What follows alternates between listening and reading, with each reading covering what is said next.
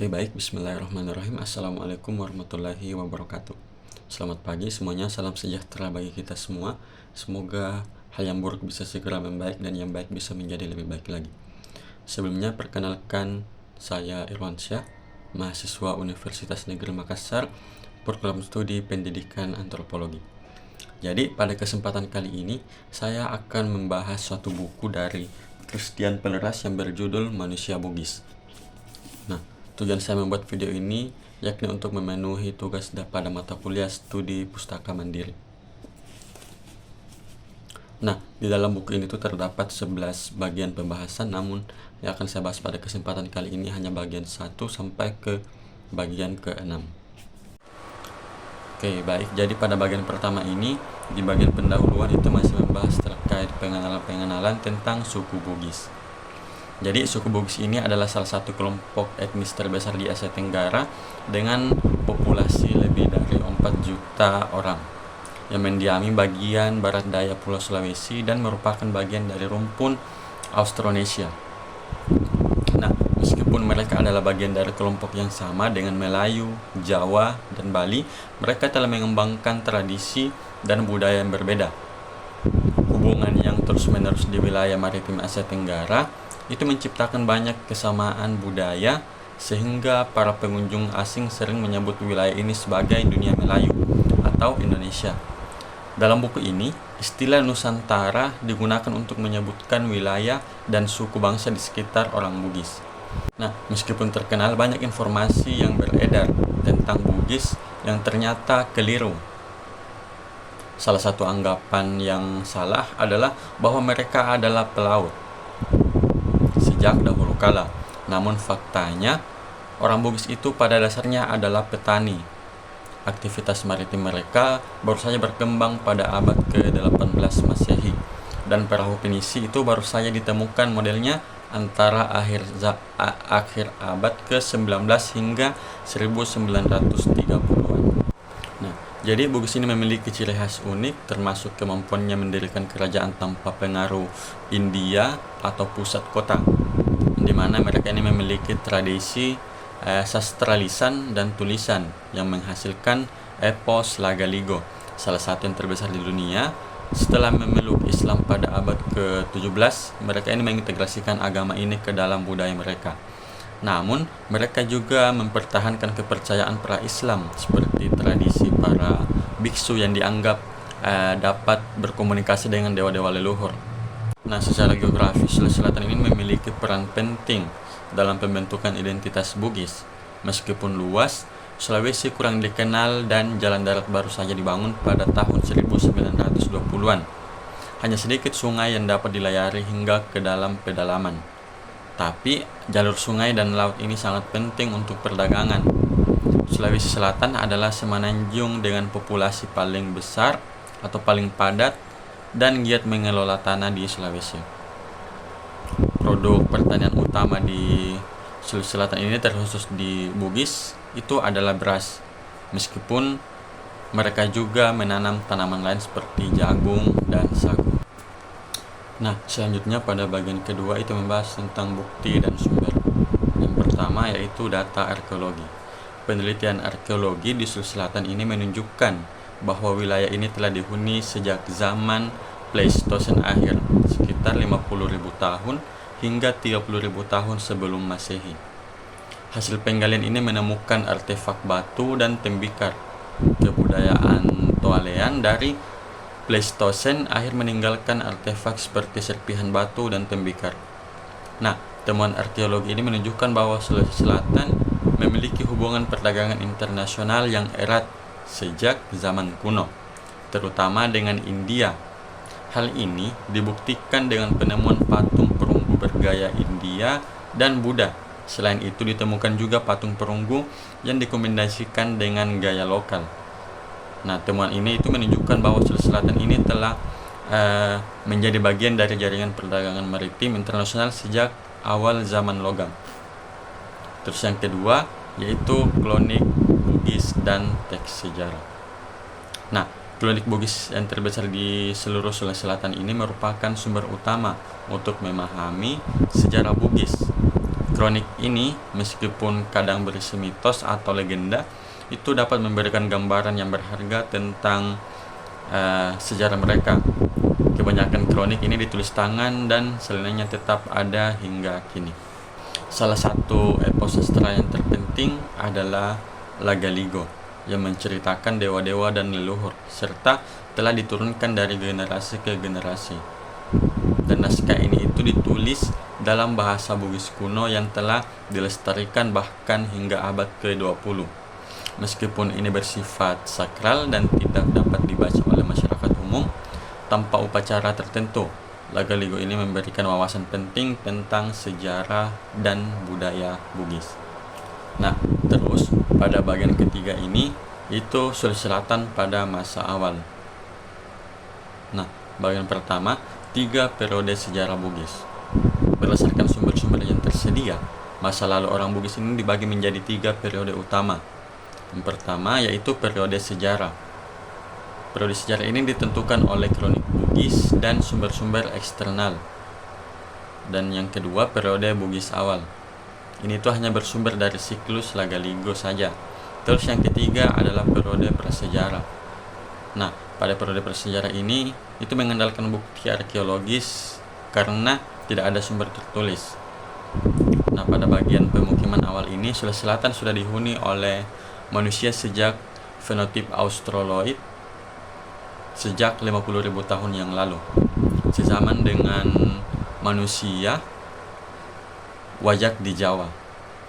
Nah, tradisi lisan ini juga menyebutkan adanya penduduk asli yang berbeda fisik seperti Oro atau bisa dibilang mirip orang Papua yang berada di Luwu dan Wajo, serta Tumarege atau yang bisa dibilang mirip orang Australia yang berada di sekitar Sinjai. Nah, budaya Tualian ini yang ditemukan di situs-situs arkeologi itu menunjukkan adanya interaksi dan asimilasi antara penghuni lama pra-Austronesia dengan pendatang baru Austronesia. Kebudayaan ini bertahan hingga sekitar tahun 1000 sebelum Masehi dan artefaknya ditemukan bersamaan dengan benda-benda Neolitikum dan logam kedatangan orang Austronesia. Dan logam. Nah, yang kedua yaitu kedatangan orang Austronesia. Populasi penutur bahasa Austronesia yang memiliki warisan genetik Mongoloid mulai menyebar di Taiwan melalui Filipina sekitar 4000 tahun sebelum Masehi. Nah, pendatang pertama tiba di selatan sekitar 3000 sampai 2500 tahun sebelum Masehi. Analisis linguistik ini menunjukkan bahwa bahasa yang mereka bawa menjadi dasar bagi bahasa-bahasa di Sulawesi Selatan saat ini. Nah, hal ini terlihat dari nama-nama kuno yang tidak memiliki arti dalam bahasa Bugis, seperti nama gunung Latimojong dan nama kerajaan tua seperti Luwu dan Cina.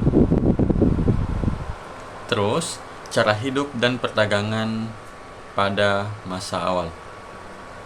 Nah, kehidupan masyarakat di Sulawesi Selatan pada milenium pertama Masehi itu diperkirakan mirip dengan orang Toraja di awal abad ke-20. Mereka itu tinggal di rumah panggung di tepi sungai, danau, atau pantai yang mengandalkan pertanian, seperti menanam umbi-umbian dan menanam padi, serta berburu dan memancing. Terus, perdagangan juga sangat penting sejak abad pertama Masehi. Mereka telah mengekspor komoditas seperti kayu cendana, damar, dan emas. Hubungan perdagangan dengan Tiongkok juga terbukti dari penemuan keramik di situs-situs arkeologi yang berasal dari abad ke-1 hingga abad ke-7 Masehi. Faktor perdagangan ini dianggap sebagai pendorong utama migrasi dan pemukiman di kedua sisi Selat Makassar. Terus pada bagian keempat itu membahas tentang peradaban awal. Nah, pada bagian peradaban awal ini terdapat beberapa poin. Yang pertama itu fokus perdagangan dan ritual. Nah, dalam peradaban awal Bugis yang digambarkan dalam teks Lagaligo, perdagangan bukan hanya kegiatan ekonomi, melainkan juga berfungsi untuk membiayai ritual bangsawan. Kepemilikan barang berharga ini memungkinkan dilaksanakannya ritual-ritual yang dianggap sempurna sehingga menegaskan status sosial mereka yang dianggap keturunan dewa. Meskipun Lagaligo ini lebih banyak berisi tentang ritual daripada detail ekonomi sehari-hari, informasi tentang kehidupan sehari-hari masih bisa ditemukan. Nah, budaya material ditemukan. Yang kedua yaitu budaya material dan busana. Pada bagian ini itu membahas tentang gambaran pakaian tokoh dalam Lagaligo yang ternyata dapat dilihat dari pakaian pengantin bangsawan tinggi di Bugis saat ini. Nah, laki-laki dan perempuan mengenakan semacam sarung hingga mata kaki. Laki-laki itu menggunakan awi, sementara perempuan mengenakan unrai. Sarung perempuan dililit dengan ikat pinggang logam. Terus yang ketiga, profesi bisu. Kaum bisu atau pendeta wanita di bangsawan tinggi memainkan peran penting dalam upacara keagamaan. Mereka seringkali memiliki kekuasaan dan pengaruh lebih besar daripada raja. Dan yang keempat, ritual dan makna budaya. Lagaligo menggambarkan banyak upacara yang dipimpin oleh para bisu. Upacara yang paling banyak dibicarakan adalah perkawinan dan kelahiran anak. Hal ini karena melalui upacara tersebut, darah putih yang diwariskan dari dewa itu dijaga kemurniannya dan diwariskan turun-temurun hingga kini. Para bangsawan Bugis itu menggunakannya sebagai acuan untuk ritual lapisan atas. Terus yang terakhir, peran Lagaligo sebagai dokumen budaya. Nah, pada bagian ini itu sengaja ditulis untuk dijadikan pedoman bagi kaum bangsawan dalam melaksanakan ritual, khususnya untuk menjaga kemurnian keturunan mereka hingga kini. Nah, selanjutnya pada bagian kelima tentang bangkitnya kerajaan historis. Nah, pada bagian ini saya akan membahas asal-usul kerajaan Bugis dan menolak pandangan lama yang menyatakan bahwa pendiriannya dipengaruhi secara langsung oleh India. Nah, para ilmuwan Belanda sebelum Perang Dunia Kedua cenderung meragukan kemampuan masyarakat pribumi Sulawesi Selatan untuk mendirikan kerajaan tanpa eksternal. Namun, diketahui bahwa kerajaan-kerajaan di Asia Tenggara sudah ada sebelum terjadinya proses indianisasi. Hipotesis utama dalam pembahasan ini itu adalah bahwa perkembangan perdagangan antar pulau dan internasional menjadi salah satu penyebab utama meningkatnya perekonomian beberapa komunitas di Sulawesi Selatan. Nah, komunitas-komunitas inilah yang kemudian berkembang menjadi kerajaan-kerajaan besar yang disebutkan dalam teks Lagaligo. Selain itu, penanaman padi basa dalam skala besar yang sebelumnya tidak ada itu juga memainkan peran penting. Terus pengenalan teknik-teknik baru seperti penggunaan bajak dan sistem irigasi yang dipengaruhi oleh budaya India meningkatkan produksi pertanian dan menciptakan surplus yang mendukung pertumbuhan kerajaan. Nah, sistem kepemimpinan awal yang bersifat karismatik dan berbasis kekerabatan itu berkembang menjadi sistem politik yang lebih terstruktur. Hal ini terjadi seiring dengan meningkatnya kekayaan dan kebutuhan untuk mengelola masyarakat yang lebih kompleks. Nah, terus yang terakhir pada bagian ke-6 itu membahas tentang kondisi Sulawesi Selatan pada abad ke-16 menjelang masuknya Islam, yang dimana perekonomian utama itu masih berbasis pertanian dengan beras sebagai komoditas ekspor utama. Keterlibatan dalam perdagangan internasional ini membuat kerajaan-kerajaan di Sulawesi Selatan, khususnya Siang, menjadi makmur. Nah, dalam buku ini juga mencatat interaksi awal dengan bangsa Eropa, terutama Portugis pada tahun 1542. Seorang pedagang Portugis yang bernama Antonio de Paiva tiba di Siang untuk berdagang kayu cendana, yang menunjukkan hubungan perdagangan yang sudah terjalin. Nah, kedatangan Portugis juga membawa upaya kristenisasi yang pada akhirnya gagal. Pada abad ke-17, persaingan antar kerajaan semakin meningkat. Goa hingga Talo muncul sebagai kekuatan maritim dominan, mengendalikan wilayah pesisir dan perdagangan. Mereka ini menghadapi persaingan sengit dari kerajaan pedalaman seperti Bone dan Luwu. Nah, yang berfokus pada pertanian. Persaingan ini semakin meruncing ketika Goa Talok memeluk agama Islam. Pada tahun 1605, yang memicu Perang Bugis Makassar.